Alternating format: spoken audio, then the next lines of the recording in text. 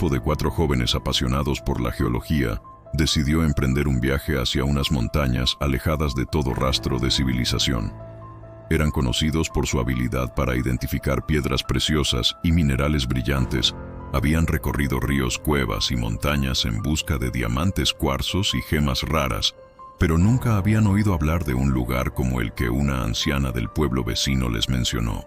Una gruta escondida en el corazón de la montaña que brillaba como un cielo estrellado, llena de cristales que jamás habían sido catalogados. Esa promesa de maravilla fue suficiente para despertar en ellos una curiosidad peligrosa. El sendero hasta aquella gruta no estaba marcado en ningún mapa. Era estrecho, cubierto de maleza, y parecía abrirse solo para ellos. Cada paso los adentraba más en un silencio extraño, un silencio que ni los pájaros ni el viento se atrevían a romper. Solo podían escuchar el crujido de sus botas sobre las piedras y el golpeteo de sus mochilas llenas de herramientas. La ansiedad y la emoción se mezclaban en el aire como una misma sustancia. Cuando al fin llegaron, encontraron la entrada de la gruta. Un arco de roca natural con destellos incrustados que brillaban como si alguien los hubiera pulido. Era tan fascinante que ninguno de ellos cuestionó por qué nadie más había explorado ese lugar. Con linternas en mano, cruzaron el umbral, sin sospechar que ya no volverían a salir de la misma manera. Dentro de la gruta, el aire era denso y metálico. El eco de sus voces se repetía una y otra vez, como si miles de sombras hablaran con ellos desde las profundidades. Las paredes estaban recubiertas de cristales de todos los tamaños, algunos tan grandes como una persona, otros tan pequeños que parecían polvo de estrellas. La luz de las linternas hacía que todo el interior parpadeara con un resplandor hipnótico. Daniel, el más entusiasta, no dejaba de grabar con su cámara. Clara se maravillaba tocando con cuidado los cristales. Mateo sacaba notas rápidas y Adrián trataba de medir las longitudes de las estalactitas brillantes. Estaban completamente fascinados, como si hubieran olvidado el tiempo y el mundo exterior. Pero pronto, un sonido diferente se mezcló con el eco.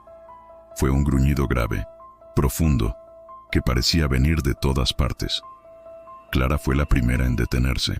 Preguntó si alguien más lo había escuchado, pero los demás lo ignoraron, riendo nerviosos. Lo atribuyeron al eco, a los ruidos naturales de la cueva.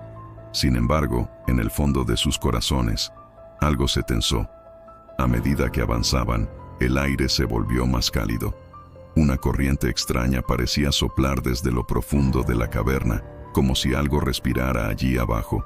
La temperatura subía y bajaba con cada paso, un fenómeno imposible para un lugar cerrado. Ninguno quiso mencionarlo. De repente, un destello pasó entre los cristales, una sombra que se movió demasiado rápido para que la linterna pudiera captarla. Daniel juró haber visto una silueta encorvada y enorme, pero los demás lo llamaron exagerado. No sabían que lo que se ocultaba allí había despertado. Mateo fue el primero en desaparecer. Se había adelantado para grabar un diamante gigantesco incrustado en el techo, cuando de pronto su cámara cayó al suelo. El golpe resonó con fuerza, y todos corrieron hacia él, pero no encontraron más que la linterna rodando, apagándose poco a poco. Llamaron su nombre, gritaron desesperados, pero el único sonido que respondió fue un rugido sordo que hizo vibrar los cristales. El miedo se apoderó de ellos. Daniel quiso regresar, pero Clara insistió en seguir buscando a Mateo. Adrián, nervioso, mantenía la linterna temblorosa frente a sí. El silencio de la gruta era insoportable, roto solo por sus pasos acelerados y la sensación de que algo los vigilaba desde las paredes. Clara fue la siguiente. Caminaba detrás del grupo cuando una sombra colosal se interpuso entre ella y la luz. Un par de ojos anaranjados brillaron en la penumbra. Antes de que pudiera gritar, un chillido agudo resonó en toda la caverna, tan fuerte que los demás se taparon los oídos. Cuando volvieron la vista hacia Clara, ya no estaba. El terror los paralizó. Los dos sobrevivientes comprendieron al fin que no se trataba de simples accidentes, sino de algo mucho peor. Intentaron correr hacia la entrada, pero la gruta parecía cambiar, alargarse, cerrarse detrás de ellos. Los cristales reflejaban su miedo y deformaban las sombras, mostrando siluetas de garras y colmillos que no podían distinguir si eran reales o ilusorias. Adrián perdió la calma y corrió hacia un pasillo lateral, convencido de que era un atajo hacia la salida. Daniel gritó su nombre, pero fue inútil. El sonido de un golpe seco retumbó por los túneles, seguido de un eco de respiración pesada. El silencio regresó, y con él la certeza de que Adrián nunca volvería. Ahora solo quedaba Daniel. El más incrédulo, el que siempre había buscado explicaciones lógicas, se encontraba frente a un misterio imposible. Sus manos temblaban, la linterna apenas iluminaba unos metros, y el aire caliente que lo rodeaba confirmaba que algo enorme respiraba cerca. Fue entonces cuando lo vio. Entre los reflejos de los cristales, emergió una criatura imposible. Un ser enorme, encorvado, con piel gruesa marcada por surcos rojos y grietas que goteaban un fluido anaranjado.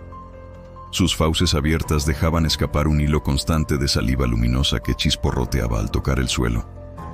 Sus garras, largas y curvas, brillaban como cuchillas de obsidiana, y sus ojos, dos brasas encendidas, lo miraban con un odio ancestral. Daniel no lo pensó. Corrió con todas sus fuerzas, guiado solo por el instinto.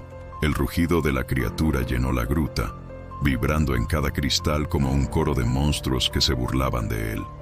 El suelo temblaba bajo sus pasos, y cada vez que miraba atrás, podía ver la sombra colosal persiguiéndolo, casi al alcance de sus manos. Finalmente, encontró la salida. La bocanada de aire fresco le dio esperanza. Con un último esfuerzo, logró escapar de la gruta y lanzarse al camino que llevaba hacia la ciudad más cercana. El amanecer iluminaba las montañas, y por un instante creyó que estaba a salvo. Corrió durante horas, sin detenerse, con los pulmones ardiendo y la garganta seca. Cuando por fin vio las luces de la ciudad, las lágrimas corrieron por su rostro. Había sobrevivido, aunque con el corazón desgarrado por la pérdida de sus amigos. Entró tambaleante en las calles, gritando que algo monstruoso lo perseguía.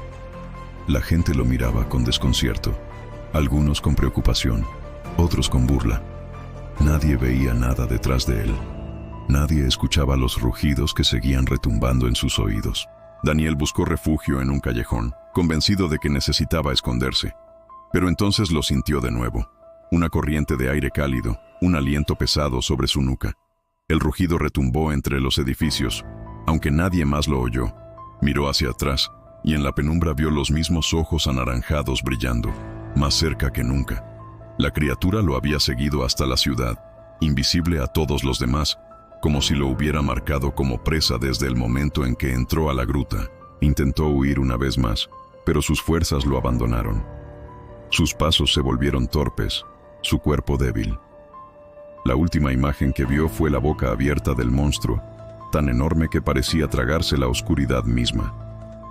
Esa noche, los vecinos de la ciudad escucharon un grito que estremeció las calles, un sonido desgarrador que parecía no pertenecer a un humano. Salieron a mirar, pero no encontraron nada. Solo un silencio denso que helaba los huesos. Al amanecer, Daniel ya no estaba. Tampoco había rastros de él. Los pocos que lo habían visto juraron que hablaba de un monstruo en la gruta, pero nadie les creyó. En las montañas, la gruta seguía brillando, intacta, como si nada hubiera ocurrido. La criatura regresó a su cueva, satisfecha, guardiana eterna de sus cristales prohibidos, esperando a los próximos curiosos que se atrevan a buscar tesoros en donde solo habita el terror.